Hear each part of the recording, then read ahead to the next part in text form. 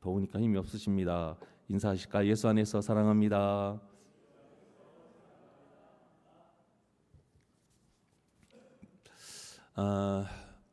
오랜만에 유다의 봄이 찾아왔습니다.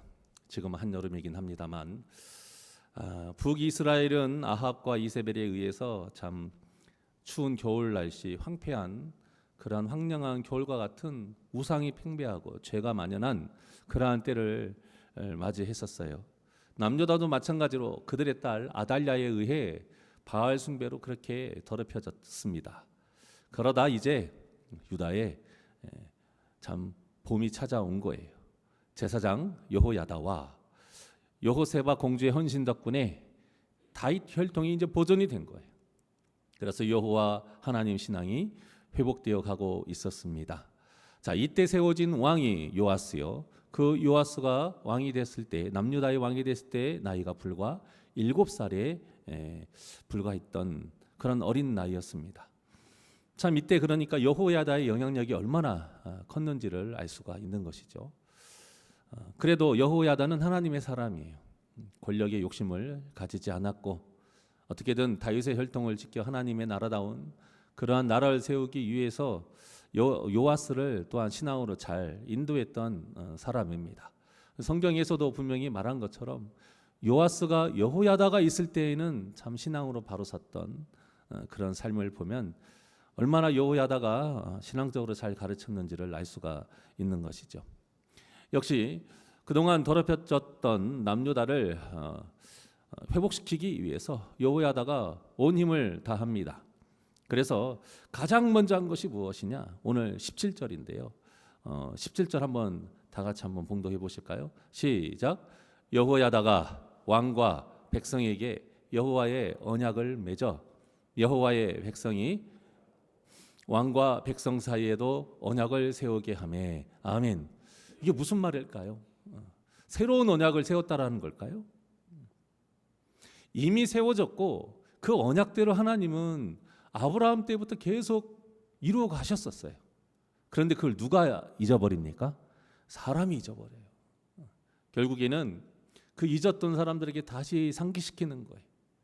그리고 너무 가볍게 생각했던 하나님의 말씀을 엄밀하게 그들에게 가르쳐 준 것입니다. 어떤 일을 하든지 간에 가장 중요한 건 무엇이냐? 말씀으로 회복되는 거예요. 그러니까 이 말씀은 왕과 백성에게 여호와와 언약을 맺다라는 것은 말씀을 통해 회복을 시켰다라는 거예요. 말씀을 통해 회복을 시키니 결과가 어떻게 돼요? 그들이 여호와의 백성이 돼요. 이것이 중요하다라는 거예요. 그러한 말씀을 기초로 해서 개혁이 이루어져야 됩니다. 오늘 본문도 보면 이 말씀으로 다시 회복이 된 후에 개혁이 이루어지는데 어떤 개혁이 이루어져요? 백성들을 동원해서요. 각처에 세워진 바알 신상을 다 허물어 버립니다. 그리고 그 제단과 잡다운 우상을 다 깨트려 버리고요. 그 제단 앞에서 바알의 제사장 맏단을 죽입니다. 그리고 이제 관리들을 세워서 하나님의 성전을 관리하게 하고 감독하게 합니다. 그리고 요아스를 딱 왕좌에 앉혀놔요.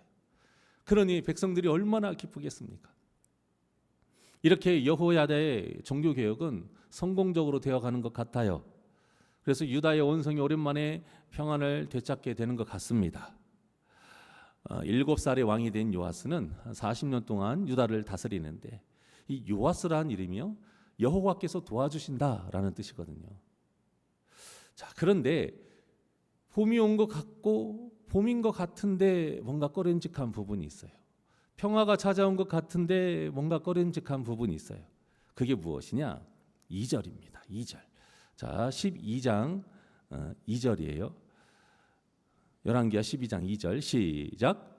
요아스는 제사장 여호야다가 그를 교훈하는 모든 날 동안에는 여호와 보시기에 정직히 행하였으되. 자, 동안에는 여호야다에게 교육받았을 때는 하나님 보시기에 정직히 행했다라는 거예요. 그러니까 그때는 잘했는데 그 이후에는 문제가 생긴다라는 거죠. 참 안타까운 일입니다. 이것은 무엇을 말하느냐? 늘 깨어 있어야 된다라는 거죠. 어제의 영광은 그때로 족한 겁니다. 그때의 기적과 하나님의 은혜는 그걸로 감사한 거예요. 그것에 취해서 지금까지 내가 내 믿음이 더 견고해지리라 당연시한 것이 아니라는 거예요. 지금의 내가 주님 앞에 얼마나 바로 섰느냐가 중요한 것이고, 앞으로의 내가 지금보다 더 얼마만큼 더 주님 앞에 더 가까이 나아가느냐가 중요한 것인 것이지, 그 옛날에 잘했던, 그 옛날에 좋았던, 그 옛날에 뜨거웠던 것, 옛날에 헌신했던 것, 우리는 거기 취해 있으면 안 된다는 겁니다. 요아스의 이 문제가 이 2절에 분명히 나와 있고요.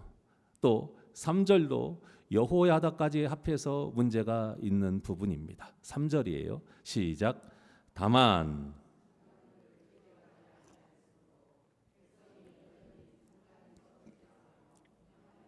아멘. 자, 여기에서 한 가지 의문점은 도대체 산당들을 왜 제거하지 않았을까? 요아스는 그렇다 쳐요. 어리니까. 그런데 여호야다는 왜 그러지 않았느냐 이겁니다. 여호야다나 요아스나 이제 같은 뜻이란 말인데 참 많은 신학자들이 연구를 했어요. 그래서 나름 나온 결과는 이것입니다. 산당은 우상 숭배하는 제단과 다르다 이거예요. 물론 이게 산당을 정의하기가 굉장히 좀 다양합니다. 역사적으로 보게 되면. 그러니까 우상의 제단을 허문 것과 이 산당을 놓고 있는 것은 시작이 어쨌든 간에 그때 당시 이제 상황을 보게 되면 산당에서는 예배를 드렸다라는 거예요. 하나님께 제사를 드렸다라는 거예요. 그리고 우상 숭배하는 제단은 따로 있었다라는 거예요. 그래서 당시 많은 이스라엘 백성들이 제사를 드렸던 산당은 어차피 하나님께 제사 드리는 곳이니까 남겨놨다, 이제 이렇게 봅니다. 자, 그런데 우리가 분명히 알아야 될 사실은 하나님께서 제사를 허락하신 곳은 단 한 곳이었어요. 어디예요? 예루살렘 성전입니다. 예루살렘 성전. 자, 그런데 현실적으로 보니까요, 예루살렘 성전으로 가기가 쉽나요? 너무 멀어요. 번거로워요. 귀찮아요. 자신들도 좀 편하게 좀 제사를 드리고 싶은 거예요. 그런데 이 남유다 곳곳에 뭐가 있었어요? 산당이 있단 말이에요. 산당. 근데 문제는 그 산당 자체가 하나님의 율법에 맞지 않는다라는 거예요. 그리고 또 다른 문제가 있습니다. 이렇게 산당에서 드리는 제사는 온전하게 드릴 수 없다라는 거예요. 성전과 같이, 예전의 성막과 같이 그러한 준비물도 없어요. 또 그런 시설도 제대로 갖춰져 있지 않았죠. 또 제사법을 지킬 수 있는 제사장도 마땅히 없었어요. 그러니까 이 산당에서 드려지는 제사는 어떨까요? 다른 이방 종교의 제사법하고 섞여 있겠죠. 중구난방이겠죠.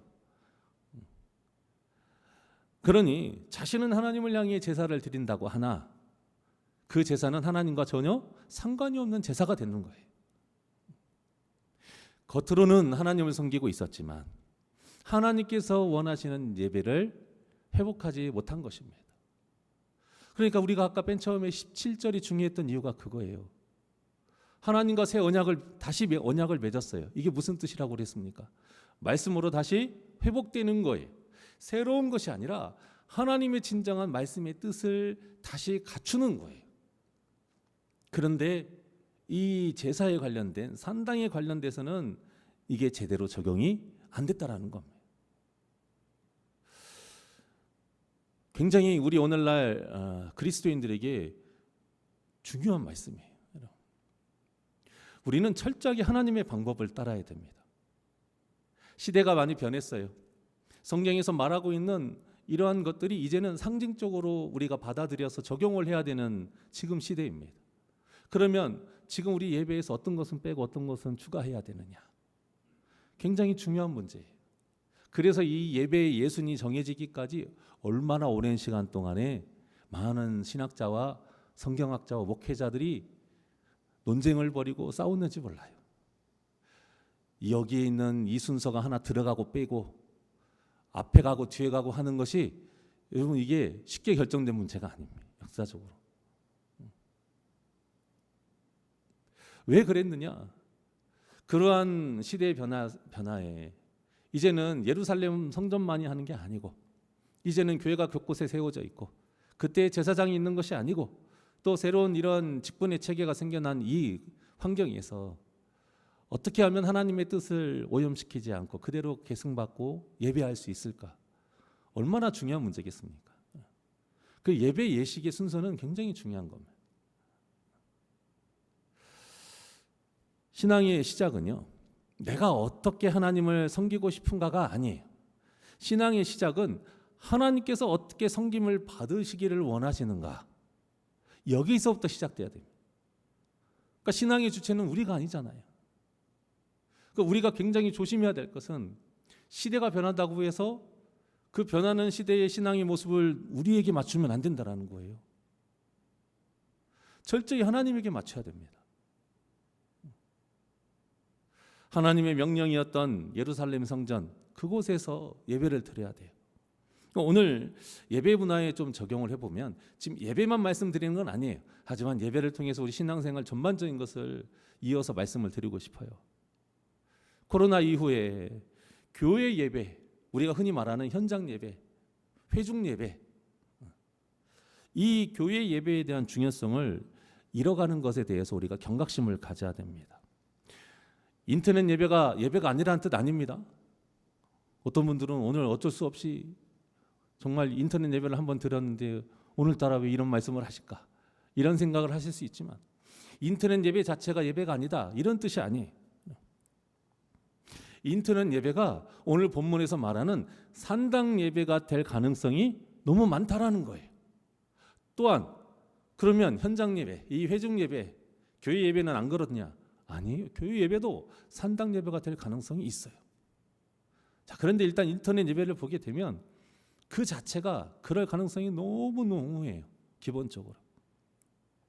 산당 예배의 가장 큰 문제가 뭐라고 했습니까? 하나님 중심이 아닌 사람 중심의 예배라는 거예요. 하나님이 기뻐하시는 방법을 그대로 따르는 것이 아니라 사람이 편하게, 사람에게 좋을 대로 만들어진 예배가 산당 예배예요. 그러니까 오늘날에 보게 되면 교회 예배 시간이 딱 정해져 있어요.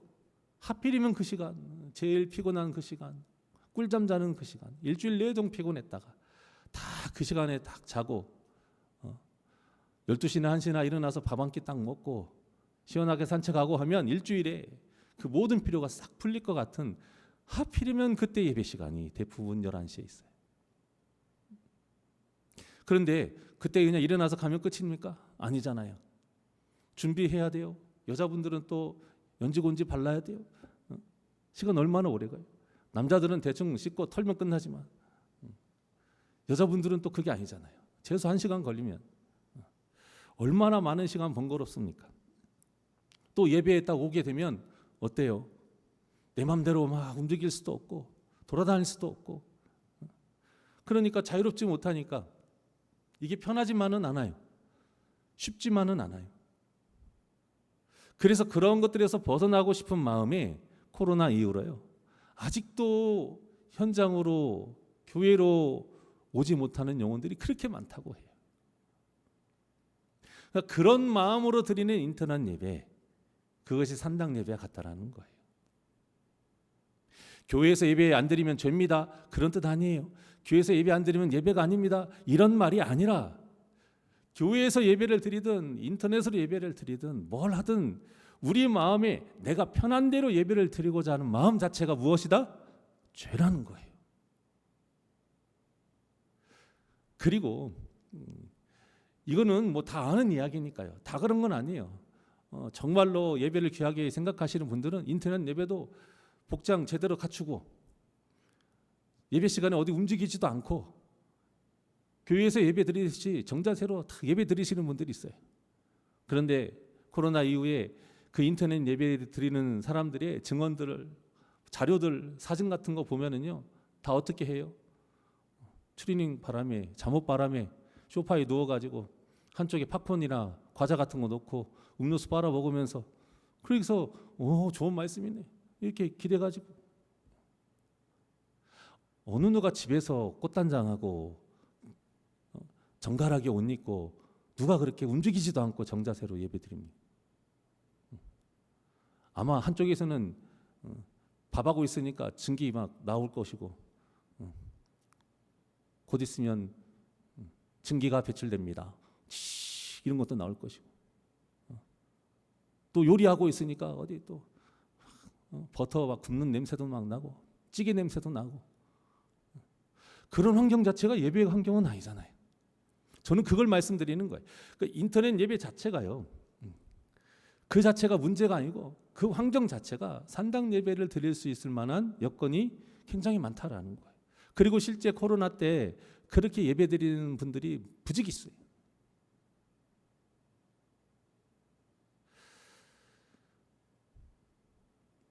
당시에도요, 각 지역에 있는 산당이 예루살렘 성전보다 가까웠습니다. 올라가기도 쉬웠어요. 익숙한 곳이에요.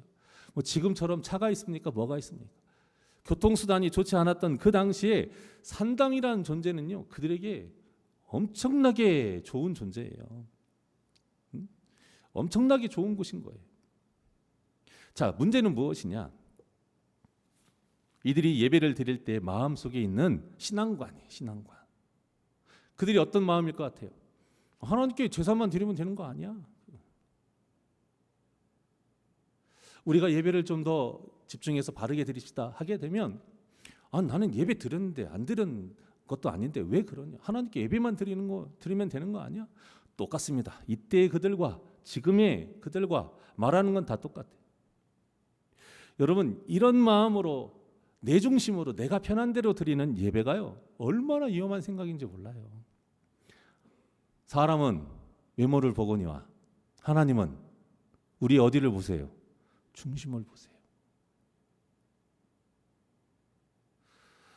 우리가 지금 예배를 드릴 수 없는 북한과 같은 환경입니까?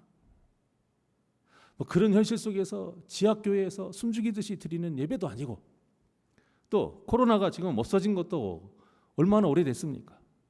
좋은 교통수단도 있죠. 또 들어오면 이렇게 에어컨도 빵빵히 틀어놓죠. 예배드리기 정말 좋은 장소들이 이렇게 많은데 귀찮으니까, 오늘은 기분이 좋지 않아서, 또 이런저런 여러 가지 이유로 인터넷 예배 드리지, 이걸 말씀을 드리는 거예요. 인터넷 예배를 하나님께 정말 예배답게 드려야지, 이런 마음이 아니라 앞에 하고 이게 꼭 남아요. 그냥 인터넷 예배 드리지. 교회도 마찬가지예요. 오늘은 1년에 한 번은 가야지. 가봐야지. 예배 한번 드려줘야지. 집안이 평안하려면. 똑같다라는 겁니다. 그것도. 교회에 와서 드리는 예배 또한도 그런 마음으로 드리면 똑같은 산당 예배라는 거예요. 하나님은 형식적인 예배만 드리는 것을 원치 않으십니다. 형식도 중요합니다. 하지만 중심이 제대로 되어 있지 않은 형식은 하나님이 싫어하세요. 그리고 문제는 무엇이냐? 이런 형식적인 걸로 드려놓고 나는 하나님께 할 도리 다 했다 생각하는 위험한 신앙관입니다. 그래서 예수님도요, 외식하는 자들에게 그렇게 강하게 책망하신 겁니다. 그러니까 외식하는 자들의 문제는 다른 게 아니에요. 그들이 그렇게 열심으로 하는 것 자체는 하나님도 인정하셨어요. 바리새인들의 그런 열심. 하지만 문제는 뭐예요? 자기 중심이고 자기 의를 위한 거예요. 하나님을 사랑하는 마음이 아니라 나를 드러내기 위해서, 내가 인정받기 위해서라는 거예요. 우리의 마음이 먼저 오롯이 하나님 중심, 철저하게 하나님 중심으로, 그리고 바리새인과 같이 철저하게 그 말씀을 또 잘 지키면서, 그러한 신앙생활이 하나님이 기뻐하시는 신앙생활. 그래서 우리는 교회 예배라 해도요, 우리 예배의 모습 정말 잘 생각해 봐야 돼요. 전에 어떤 칼럼을 읽었는데 저명한 목사님이 오늘날 하나님을 경외함이 없는 예배 모습이 너무 문제다 하고 굉장히 강하게 비판을 한 적이 있었어요. 다른 게 아니에요. 갈수록 예배를 드리는 모습이요, 그분의 주장은 간단해요. 사람한테도 그렇게 안 할 텐데 사람보다도 못하게 하나님을 대한다 이거예요. 우리가 세상에서 어떤 어른을 찾아뵌다든가 아니면 사업의 바이어를 만난다든가 아니면 직장 상사를 대할 때에 우리가 머리도 안 감고 복장도 대충 민소매 나시에 슬리퍼 딱딱 끼고 갑니까? 안 가잖아요. 그런데 오늘날 교회는 그래도 사랑으로 은혜, 물론 우리는 그렇게 봐야 돼요. 우리는 그런 영혼들을 아직은 믿음이 자라지 않았으니까 하나님께서 만들어 주시겠지라고 하는 마음으로 봐야 하나 내 자신은 정확하게 그걸 판단할 수 있어야 된다는 거예요. 내가 사람보다도 못하게 하나님을 대하는 것은 아닌가. 어떤 분들은 모자도 쓰고 옵니다. 어쩔 수 없이 쓰는 모자 그런 거 말고요. 저도 놀랄 때가 있어요. 그 봄 야유회에 가서나 쓸만한 하늘하늘 넓은 그 책 모자라고 하나요? 그런 모자를 어디 드레스나 입고 입을 그런 모자를 쓰고 오신 분도 봤고요. 왔는데 오면서부터 껌 짝짝 씹고 와가지고 끝날 때까지 껌 씹는 분도 저는 봤어요. 그래도 감사한 것은 껌 터트리는 소리는 안 내더라고요. 아니 워낙 깡패처럼 씹으니까 여자분이었어요. 저는 아직도 기억해요. 들어올 때부터 딱딱 소리가 나는데 이걸 말을 해야 돼 말해야 돼. 제가 말을 하려고 그랬어요. 또 그분은 또 모자까지 해서 2안타였거든요. 투콤보 해서. 그랬더니 그때 당시 부목사님 저를 막으시더라고요. 내프라고. 근데 다행히 예배 때는 딱딱 소리는 안 하시더라고요. 노출 심한 은상은 뭐 말도 할 것도 없고요. 전에 제가 몇 번 말씀드렸죠. 저희는 그때 이제 수양관에서 예배를 드리면 방석에서 이렇게 앉아서 드린단 말이에요.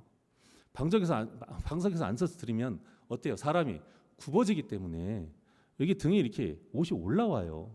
그럼 여름에 앞에 젊은 이제 저는 모르는 사람인데 그런 여성분이 있는데 하필이면 그날따라 너무 이렇게 올라와 있는 거예요. 근데 저는 일부러 이제 안 보려고 이러고 있었단 말이에요. 그런데 그분이 말씀을 듣다가 갑자기 이게 생각이 났나 봐요. 그러면 어떻게 해야 돼요? 그냥 가리거나 옷을 이렇게 덮거나 해야 되잖아요. 그런데 손을 이렇게 짚으면서 저를 탁 뒤를 쳐다보는 거예요. 자, 그러면 제 뒤에 있는 사람 입장에서 앞에 있는 사람의 손이 갑자기 허리로 왔으면 제 눈이 어디로 가요? 아무 데도 안 가요? 여러분들은 그게 되나 봐요. 저도 모르게 당연히 손 따라 허리로 가죠. 손을 보는 거죠. 허리를 보는 게 아니라. 근데 손을 봤어요. 근데 앞에 사람이 뒤를 탁 쳐다보니 제 눈을 경멸하듯이 봐요. 그러니까 이렇게 된 거예요. 저도 모르게. 진짜 억울했어요. 진짜 억울했어요. 그런데 그런 거는 뭐 괜찮아요. 그런데 그런 마음으로 올 때에 정말로 하나님을 경외하고 존중하는 마음으로 오겠느냐 그거예요. 안수 집사님, 권사님 부부 아들이 똑똑해요. 잘생겼고 키도 크고 혼칠해요. 둘 다 의사 이제 곧 본과 이제 인턴인가 하여튼 그랬어요. 바쁘니까 예배를 항상 나오지는 못해요. 어쩌다 한번 나와요. 둘 다 아들이니 얼마나 잘났겠어요. 얼굴도 잘생겼는데. 자, 그런데 교회만 오면 어떻게 오냐? 반바지에 슬리퍼 신고 머리는 산발해가지고 와가지고요. 오자마자 기도도 안 해요. 다리 꼬고 휴대폰 켜놓고 게임합니다. 아니면 영상 보던가. 그런 모습이 정말 하나님을 경외하는 모습일까요? 예배 드릴 때 자세도 마찬가지. 신발은 신으라고 있는 것이고 여기도 바뀌니까 그래야 되는데 자리만 앉으면 신발 벗고 양반 자세를 하든지 아니면 어떤 분들은 발가락 양말 신고 와가지고 발가락 사이를 이렇게 막 긁어요. 가려움과 무좀 때문에. 보통 이제 무좀 있으신 분들이 하거든요. 제가 수양관에서 별의별 분들은 다 봐요. 아니 수양관은 말고 저 교회에서 그때 교회에서 수양관은 신발 벗고 오니까 그러는데 제가 어떤 교회에 어디라고 말은 못하고 이제 청년 그 헌신 예배를 간 적이 있었어요. 그런데 진풍경을 본 거예요.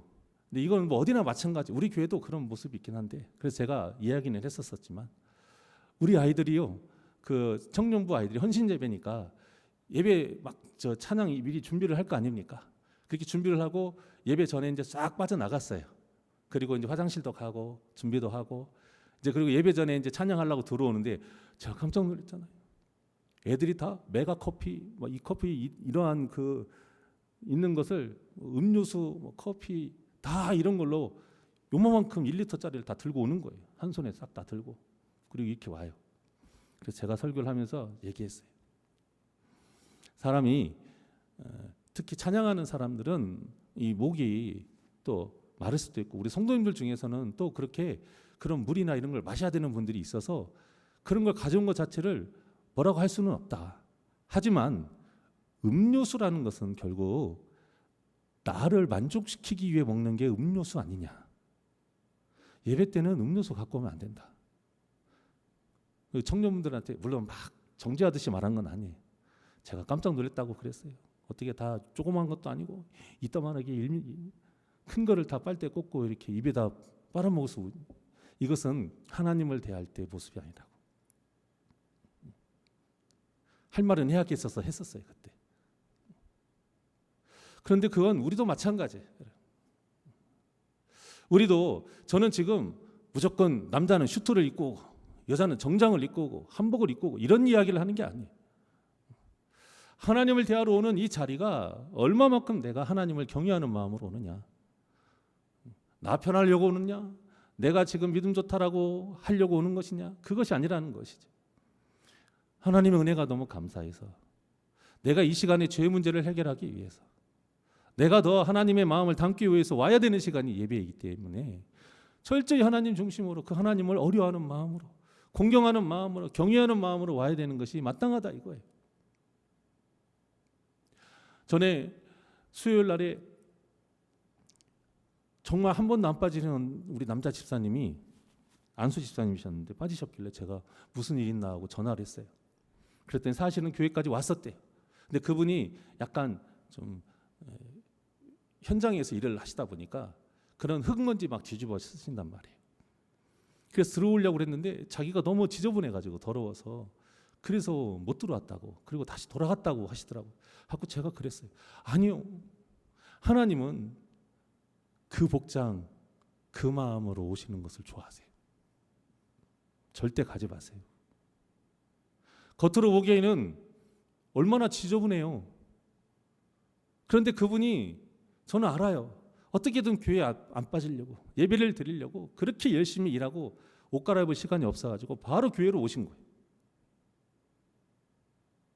그래서 그것만 먼지만 털고 앉으면 되는데 하나님께서 싫어하실까 봐 하고 아니라고 그랬어요. 더 하나님이 기뻐하시는 거라고. 넥타임에서만 하나님이 기뻐하시는 게 아니라고. 어떻습니까 여러분? 저는 하나님에 대한 자세를 말하는 거예요. 정성을 말하는 거예요. 아니, 옷이 없는 걸 어떻게 하겠어요? 모자 쓸 수도 있어요. 뭐 정말 없어가지고 슬리퍼, 신발이 없어서 없는 슬리퍼 신으면 어떻겠습니까? 그러니까 우리가 누군가를 정죄하지 않는다라는 게 진짜 어려운 거예요. 아, 그분이 어떤 사정이 있었겠거니. 그러니까 예전에 어떤 부부 목사님은 그러시더라고요. 사람 미워하지 마요 하면서 뭐라고 하시냐면, 누군가 슬리퍼 신고 왔으면 신발 신을 돈이 없어서 그런가 보다 하고 신발을 사주라고. 참, 우리가 그런 눈을 갖기가 어디 쉽겠습니까? 자, 그건 남이니까 그렇다 치고 내 자신을 봤을 때를 말하자 이거예요. 우리가 예배의 자리를 올 때에 정말로 하나님을 향해서 얼마만큼 경외하면서, 얼마만큼 어려워하고, 얼마만큼 소중히 생각하면서 오느냐, 저는 그것을 말씀드리고 싶습니다. 그래서 다른 사람을 볼 때에, 아, 지금 저분이 저 환경에서 이 시간에 지금 최선을 다해서 오신 그냥 복장이 그 모습인 거예요.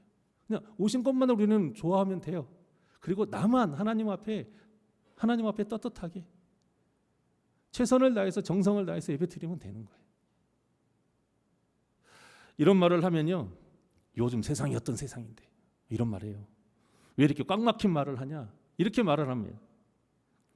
그러면서 뭐라고 하는지 아세요? 다른 나라 보라 이거예요. 미국이나 저 아프리카 같은 예배 현장 보라고.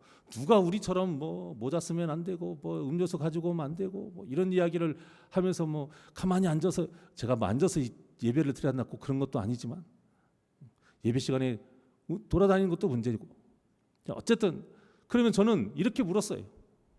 그러면 우리 집사님은 그 미국이나 아프리카 사람들이 예배하듯이 지금 예배하세요? 그들이 그렇게 뜨거운 열정으로 찬양을 하고, 아프리카 사람들은 어때요?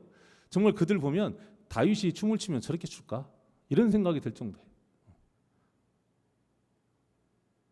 남 시선 의지하지 않고 오직 그냥 하나님 바라보면서 다윗과 같은 찬양하고 춤출 수 있어요? 그래요. 우리가 뭐 그런 모자, 노출, 신발, 자세 다 좋아요. 이런 것으로 안 좋게 예배드린다고 해서 구원 못 받는 것 아닙니다. 하지만 하나님께서는요, 오늘 본문의 이 마지막 절을 왜 이렇게 부정적으로 성경에 기록해 놓으셨는가, 이걸 우리가 절대 가볍게 여기면 안 된다라는 거예요. 요아스와 그 이스라엘의 그 모든 환경 속에서, 이 여호야다의 그 개혁 속에서 너무나도 안타까운 이 한마디, 이것만 없었어도 참 좋았을 텐데. 결국 그렇게 적어 놓으신 건 뭐예요? 틀렸다라는 거예요, 여러분. 하나님이 싫어하신다라는 거예요. 그래서 우리는 절대 그걸 가볍게 여기면 안 돼. 그리고 더 큰 문제는 무엇이냐? 사람이라는 존재는요, 별거 아닐 수 있는 이 문제가 여기로 끝나는 게 아니에요. 별거 아닌 것을 통해서 더 큰 죄를 짓는 연약한 존재가 우리라는 것을 여러분 잊으시면 안 됩니다. 이스라엘 보십시오. 북이스라엘도 그렇고 남유다도 그렇고 결국엔 어떻게 됐습니까? 여러 왕의 이제 시대를 거쳐가면서 이 산당 때문에요, 계속 우상 숭배의 유혹에 빠지게 되고요. 결국엔 다 물들여지게 돼요. 작은 타협이 결국 큰 무너짐의 시작이 되는 것입니다. 우리 신앙도 마찬가지. 이 정도면 괜찮겠지. 조금 편하게 좀 사자. 시대가 변했는데. 이러한 생각이 우리에게 쌓이게 되면 우리의 신앙생활이 하나님 중심이 아닌 누구 중심이 된다고요? 이게 내 중심이 되는 거예요.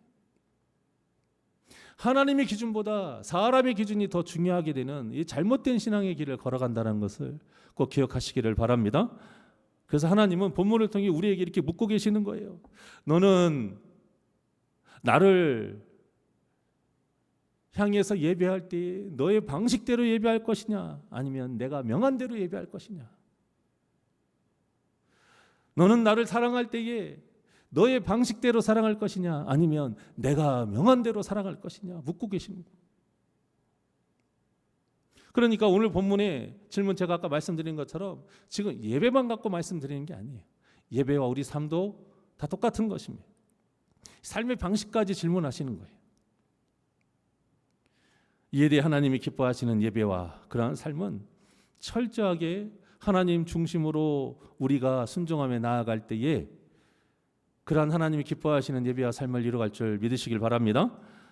사랑하는 여러분, 참된 예배는 사람을 만족시키는 예배가 아니에요. 참된 예배는 하나님께서 받으시는 예배예요. 마찬가지로 참된 신앙은 사람에게 좋고 사람이 편한 길을 걸어가는 것이 아닙니다. 오죽하면 예수님이 어떤 길이라고 그랬어요? 십자가의 길이라고 했잖아요. 좁은 문 좁은 길이라고 했잖아요. 참된 신앙은요, 하나님께서 기뻐하시는 길을 걸어가는 길이에요. 한 회사의 연구소가 보안을 위해서요, 정문으로만 출입하도록 규정을 딱 해놓은 거예요. 근데 연구소가 너무 커요. 그리고 워낙 보안 때문에 이 중요한 시설이 정 가운데 있어서 멀어요. 이 좀 멀리, 정문에서 멀리 있어가지고, 그래서 벽에 좀 가까운 그 연구동이 가까운 벽에 있는 곳에 쪽문을 좀 만들자라고 그렇게 하도 건의를 해서 쪽문을 만듭니다. 처음에는 연구소 직원들이 시간도 절약되고 편한 거예요. 그런데 문제는 자꾸 이제 외부인까지 들락날락하다 보니까 중요한 자료가 유출이 돼버린 거예요. 그래서 사장들이 직원들을 모아놓고 말합니다. 내가 정문을 만들어 놓은 이유는 여러분들을 불편하게 하려는 것이 아니라 회사를 지키기 위해서였던 겁니다. 마찬가지 하나님께서 우리의 예배의 길을 정하신 것, 또 우리 삶 속에 이렇게 거룩하게 살아가라고 율법으로 정하신 것은요, 우리를 불편하게 하려고 하시는 게 아니에요. 우리를 지켜주시려고 하는 거예요. 죄에서, 악에게서 우리를 지켜주시려고 하는 거예요. 하나님께서 정하신 방식이 하나님께 가장 합당한 예배이고, 또한 우리의 신앙을 지킬 수 있는 유일한 방법이기 때문인 거예요. 그래서 오늘 본문도 그러니까 여호야다가 참 사람이 정말 좋지만 이런 면에서 어리석다라는 거예요.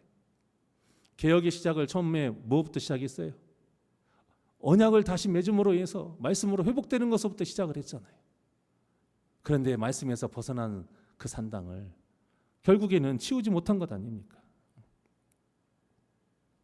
건물 하나를 짓더라도요, 철저하게 검증되고 심사에 합격한 설계도대로 짓는 것이 당연한 일 아닙니까? 그런데 입주자가 창문이 이렇게 됐으면 좋겠어요. 여기 문도 이렇게 옮겨주시고, 이 기둥이 중간에 있는 게 마음에 안 들어요. 이거 빼버리고 좀 그렇게 해주십시오. 자, 그런 말을 들어서 해주면 입주자는 살 때 만족은 할 수는 있겠죠. 하지만 비바람이 불고 폭풍우가 치면 어떻게 되겠습니까? 그 집은 무너지게 되어 있습니다. 우리의 신앙생활도 마찬가지입니다. 뭐 이런 게 무슨 문제입니까? 뭐가 중요합니까? 처음에는 좋죠. 나 편한 대로 하니까. 그래요. 그런 일이 있다고 해서 내가 구원 못 받는 것도 아니고, 하나님 앞에 어떤 그런 큰 대역죄인을 짓는 것 아닌 것 같으나, 이것으로 인해서 우리가 점점 어떻게 돼요? 무너져요. 이렇게 있다가 어떤 큰 비바람과 같은 문제와 환난과 사탄의 유혹이 있을 때에 우리는 너무 쉽게 무너지게 되어 있다는 겁니다. 이처럼 우리가 죄에 무너지지 않으려면, 우리 기나긴 구원의 여정에서 탈락하지 않으려면 철저하게 우리도 하나님의 설계도대로 가야 하는 것이 마땅한 것입니다. 그래서 오늘 본문을 통해서 우리가 우리의 신앙생활과 예배생활을 점검해 봤으면 좋겠어요. 우리도 모르게 산당과 같은 신앙생활을 하고 있는 것은 아니지. 입으로는 하나님을 말하지만 내 방법대로 신앙생활을 하고, 내 환경에 맞춰서 신앙생활을 하고, 내 입맛에 맞게 신앙생활을 하고, 내 생각에 맞춰서 이것이 옳다 틀리다 혹시 정하고 사는 것은 아닌지. 만약에 그렇게 산다라면 그게 바로 산당 신앙이에요. 우리가 하나님에게 맞춰야 되는 것이 당연한 것인데 이게 안 되는 거예요. 그래서 자유주의 신학이, 인본주의 신학이 문제인 것입니다. 자유주의 신학과 인본주의 신학은요, 철저하게 사람을 기준으로 하는 신학이에요. 사람이 기준해서 그 기적이 말도 안 되는 거면 아니라는 거예요. 홍해 바다가 갈라질 수 없다라는 거예요. 그러니까 자유주의 신학자들은요, 성경의 모든 기적을 믿지 않아요. 심지어는 예수님이 죽으신 것도 기절했다 3일 뒤에 살아났다고 이야기하는 사람도 있다니까요.